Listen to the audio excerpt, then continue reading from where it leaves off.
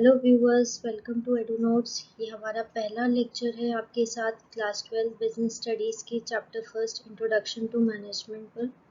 अगर आपको हमारा वीडियो अच्छा लगे तो हमारे चैनल को लाइक और सब्सक्राइब ज़रूर करिएगा। इस वीडियो में जो टॉपिक हम आपके साथ डिस्कस करेंगे वो है introduction to management, definition of management, characteristics and features of management, objective of management and importance of management.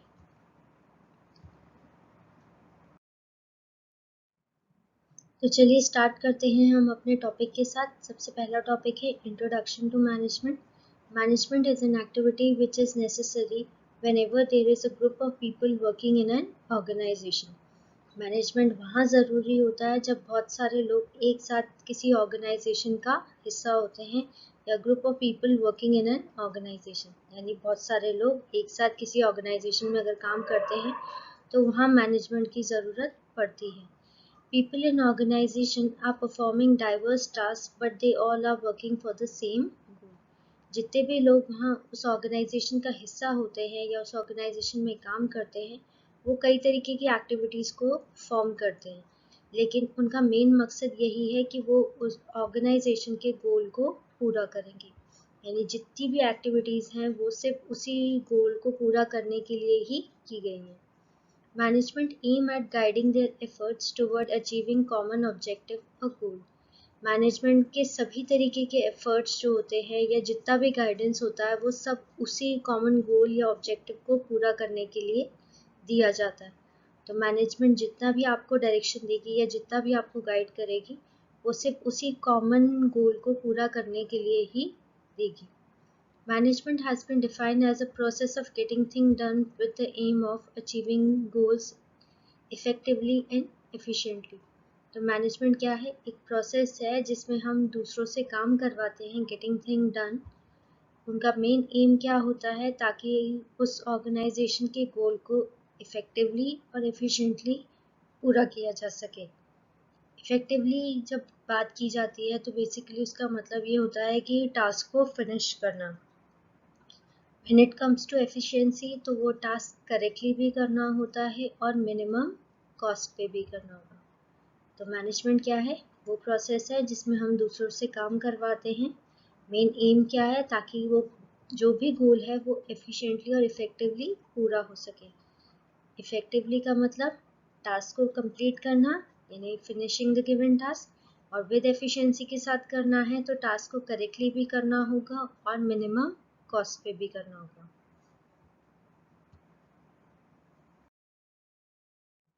Definition of management. Management is an art of knowing what you want to do and then seeing that they should be done it in the best and the cheapest way, given by F.W. Taylor. तो management क्या है? Art है जिसमें हम ये जानते हैं कि हमें एक्चुअली में करना क्या है और फिर ये देखना कि वो किस तरीके से बेस्ट और चीपेस्ट वे में हो सकता है।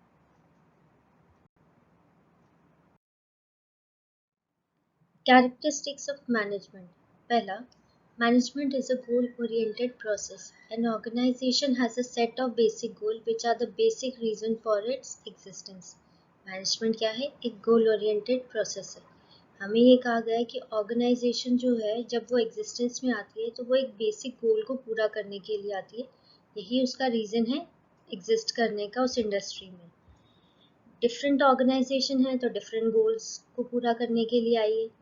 तो यहाँ मैनेजमेंट का काम ये होता है कि उस ऑर्गेनाइजेशन में जितने भी इंडिविजुअल काम कर रहे हैं उन सबके एफर्ट्स को एक साथ मिलाना है, या उनकी जितनी भी एक्टिविटीज़ उन्होंने परफॉर्म करी उसे एक साथ मिलाना ताकि वो ऑर्गेनाइजेशन के एक गोल को पूरा कर सके। तो ऑर्गेनाइजेशन क्या है? एक बेसिक गोल को लेके चलती है और यही उसका रीज़न होता है एग्जिस्टेंस का।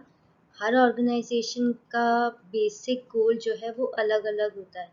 बस मैनेजमेंट को करना क्या होता है कि उस ऑर्गेनाइजेशन में जितने भी लोग काम कर रहे हैं उन सभी के एफर्ट्स को एक साथ मिलाना ताकि वो ऑर्गेनाइजेशन के गोल को पूरा कंप्लीट सेंस बना सके या कंप्लीट कर सके।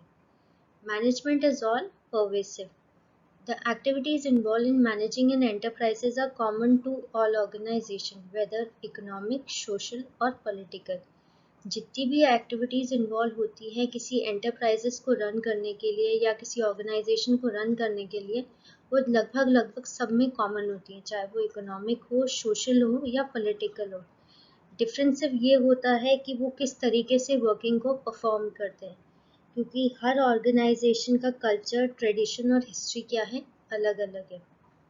Management is multi dimensional.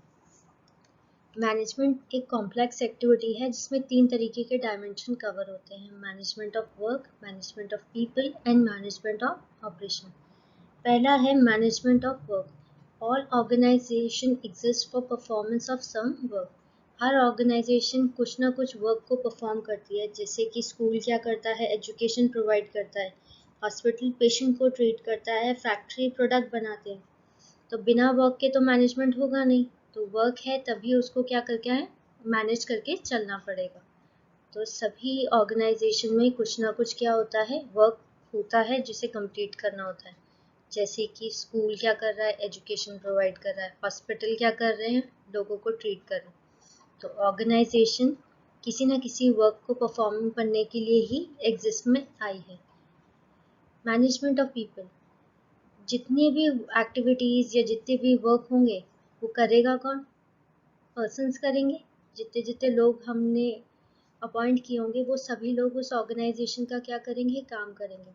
तो यानी हर ऑर्गेनाइजेशन जो है, जितने भी काम है उन सबको काम करने के लिए लोगों को अपॉइंट किया गया है। Each organization is established for doing some work and the same is conducted by the people. तो ये क्या है, मैनेजमेंट ऑफ पीपल। नेक्स्ट है management of operation. To achieve the goal of an organization, many operation or activities are need to be conducted, such as production, sales, finance, accounting, etc. Organization के goals को पूरा करने के लिए कई activities को perform किया जाता है, जैसे कि प्रोडक्शन हुआ, सेल्स हुई, फाइनेंस है, अकाउंटिंग है, etcetera. Management is need to sure that operation are accomplished efficiently and effectively. सभी जितने भी ऑपरेशंस कंडक्ट हुए हैं वो एफिशिएंटली और इफेक्टिवली क्या हों, परफॉर्म हों।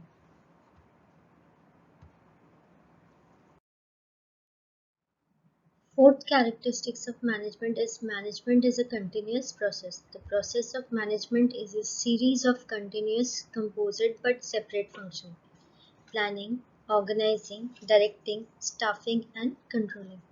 तो मैनेजमेंट क्या है, एक कंटिन्यूस प्रोसेस है जिसमें ये पूरी सीरीज एक के बाद एक परफॉर्म होती है, स्टार्टिंग फ्रॉम प्लानिंग, फिर organizing, directing, staffing and lastly controlling. ये सभी फंक्शन एक दूसरे से बिल्कुल सेपरेट हैं, लेकिन मैनेजर को ये सभी फंक्शन साइमल्टेनियसली परफॉर्म करने पड़ते हैं। Management is a group activity. An organization is a collection of diverse individual with diverse need.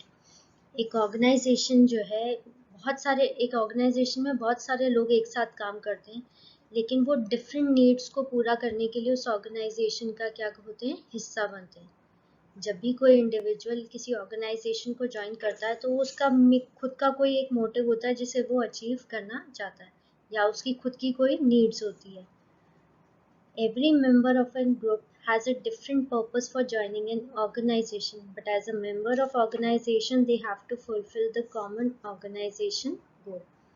जितने भी मेंबर उस ग्रुप का हिस्सा होते हैं वो किसी न किसी अपनी ज़रूरत को पूरा करने के लिए ही उस ऑर्गेनाइजेशन को ज्वाइन करते हैं, but as a member of organization उन्हें सिर्फ एक कॉमन ऑर्गेनाइजेशन गोल को ही क्या करना होता है, पूरा करना होता है।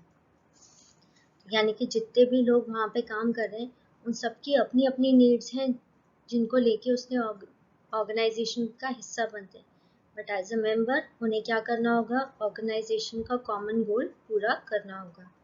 Management is a dynamic function.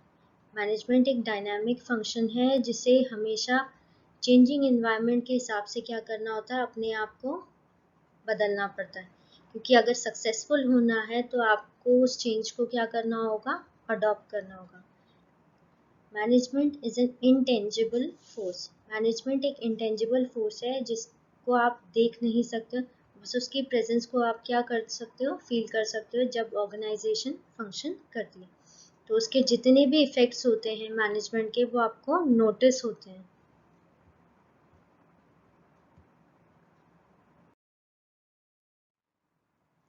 Objectives of management. Organisations के बहुत सारे ऑब्जेक्टिव्स होते हैं जो उन्हें पूरे करने पड़ते हैं। तो मैनेजमेंट का यही काम होता है कि उन ऑब्जेक्टिव्स को एफिशिएंटली और इफ़ेक्टिवली पूरा करें। इन ऑब्जेक्टिव्स को 3 पार्ट्स में क्लासिफाई किया जाता है: organizational objective, social objective and personal objective. सबसे पहला और मेन ऑब्जेक्टिव जो होता है वो है ऑर्गेनाइजेशनल ऑब्जेक्टिव। बाकी दो बाद में आते हैं, क्योंकि जब ऑर्गेनाइजेशन का हिस्सा बना जाता है तो सबसे पहला मेन मोटिव ही यही होता है कि ऑर्गेनाइजेशन के ऑब्जेक्टिव को पूरा करना। तो सबसे पहले बात भी हम क्या करते हैं ऑर्गेनाइजेशनल ऑब्जेक्टिव की। Management is responsible for setting and achieving objective for the organization. Management responsible होता है ऑर्गेनाइजेशन के ऑब्जेक्टिव को सेट करने के लिए भी और उस ऑब्जेक्टिव को पूरा करने के लिए भी। The main objective of organization should be to utilize human and material resources to the maximum possible advantage to fulfill the economic objective of a business. Main objective किसी भी ऑर्गेनाइजेशन का यही होता है कि उसके पास जितने भी ह्यूमन और मटेरियल रिसोर्सेज अवेलेबल हैं उनका मैक्सिमम पॉसिबल एडवांटेज तक यानी फुल यूटिलाइजेशन करना होता है, ताकि वो अपनी बिजनेस के इकोनॉमिक ऑब्जेक्टिव को पूरा कर सके। वो है सर्वाइवल, प्रॉफिट और ग्रोथ। सबसे पहले बात करते हैं सर्वाइवल की। ऑर्गेनाइजेशन को कम से कम इतना रेवेन्यू अर्न ज़रूर करना चाहिए कि वो उसकी कॉस्ट को कवर कर ले, यानी जितना उसने पैसा लगाया है एटलीस्ट उतना रेवेन्यू वो क्या कर ले, अर्न कर ले। Secondly profit. प्रॉफिट कई एक्स्ट्रा कॉस्ट और रिस्क होते हैं बिजनेस में जो बाद में आपको पता लगते हैं, तो उन सबको कवर अप करने के लिए प्रॉफिट बिजनेस के लिए क्या होते हैं, बहुत ज़रूरी होता है। तो कई ऐसे एक्सपेंसेस हैं जो बाद में आएंगे, कई ऐसे बिजनेस में रिस्क आएंगे जिनको कवर करने के लिए हमें बिजनेस को प्रॉफिट अर्न करवाना ज़रूरी होता है। तो सर्वाइवल इसलिए क्योंकि ऑर्गेनाइजेशन को जो कॉस्ट उसने लगाई है एटलीस्ट उतना रेवेन्यू कवर कर ले तो वो उसका सर्वाइवल पक्का हो जाएगा। सेकेंडली प्रॉफिट अर्न करे क्योंकि उसको कॉस्ट और बिजनेस के सभी तरीके के रिस्क को क्या करना है, कवर करना है, तो वो प्रॉफिट से ही पॉसिबल है। Thirdly growth. बिजनेस को इंडस्ट्री का हिस्सा बने रहने के लिए to remain in an industry उसे ग्रोथ पोटेंशियल्स को एक्सप्लॉइट करना बहुत ज़रूरी है। अगर वो ग्रोथ नहीं करेगा तो वो इंडस्ट्री में सर्वाइव नहीं कर पाएगा।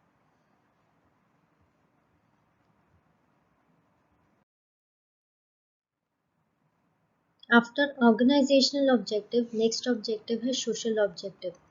ऑर्गेनाइजेशन सोसाइटी में इस्टेब्लिश हुआ है और उसने रिसोर्सेज भी क्या किए हैं, सोसाइटी से लिए, तो अब उसको क्या करना होगा, इन रिटर्न सोसाइटी को भी कुछ बेनिफिट देना पड़ेगा। तो यही उसका क्या है, सोशल ऑब्जेक्टिव। अब सोसाइटी को क्या देगा, वो लोगों को एम्प्लॉयमेंट दे सकता है, एक सेफ इन्वायरमेंट दे सकता है, यानी उसका प्रोडक्ट जो होगा वो इन्वायरमेंट फ्रेंडली होना चाहिए। लोगों का लिविंग स्टैंडर्ड अगर इंक्रीज करता है तो वो एक सोसाइटी के वेलफेयर के रूप में काम कर सकता है। तो सोशल ऑब्जेक्टिव में क्या करें, बिजनेस ने क्या किया था, बिजनेस सोसाइटी में इस्टेब्लिश हुआ था, उसने सभी रिसोर्सेज सोसाइटी से लिए थे, तो उसने अब क्या करना है, सोसाइटी को इन रिटर्न कुछ देना होगा। तो वो क्या देगा, ज़्यादा से ज़्यादा एम्प्लॉयमेंट अपॉर्चुनिटी अवेलेबल करवाएगा, इन्वायरमेंट फ्रेंडली प्रोडक्ट बनाएगा और लोगों का स्टैंडर्ड ऑफ लिविंग इंक्रीज करने में मदद करेगा। इसका थर्ड लास्ट ऑब्जेक्टिव है वो है पर्सनल ऑब्जेक्टिव। ऑर्गेनाइजेशन में जितने भी लोग काम करते हैं वो डिफरेंट पर्सनालिटी, बैकग्राउंड, एक्सपीरियंस और ऑब्जेक्टिव के साथ उस ऑर्गेनाइजेशन का हिस्सा बनते हैं। तो जब वो हिस्सा बनते हैं तो वो अपनी डाइवर्स नीड्स को क्या करने के लिए आते हैं, पूरा करने के लिए आते हैं, like salary, work, personal growth and development. तो जब वो ऑर्गेनाइजेशन का हिस्सा होता है तो उसने ऑर्गेनाइजेशन को बहुत कुछ दिया होता है, तो अब ऑर्गेनाइजेशन की बारी होती है कि उसके एम्प्लॉयज़ के लिए भी उसे क्या करना चाहिए, कुछ काम करना चाहिए।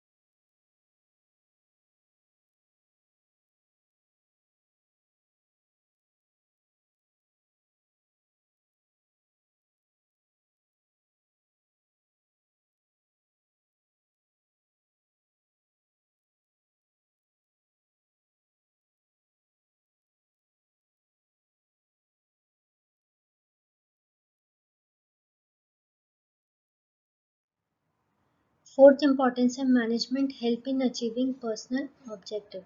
A manager motivate and lead his team in such a manner that individual member are able to achieve personal goal while contributing to the overall organizational objective. Management help करता है इंडिविजुअल के पर्सनल ऑब्जेक्टिव को पूरा करने में. वो अपनी team को इस तरीके से मोटिवेट और लीड करता है ताकि इंडिविजुअल मेंबर का पर्सनल गोल भी पूरा हो सके जब वो कंट्रीब्यूशन दे रहा है ऑर्गेनाइजेशनल के ओवरऑल ऑब्जेक्टिव को पूरा करने में. Management help in the development of society. Management की कई रिस्पॉन्सिबिलिटीज़ सोसाइटी की तरफ भी होती हैं क्योंकि बिजनेस सोसाइटी में इस्टेब्लिश हुआ है और उसने रिसोर्सेज भी सोसाइटी से लिए हैं, तो उसकी कुछ सोशल रिस्पॉन्सिबिलिटी है सोसाइटी के डेवलपमेंट में भी.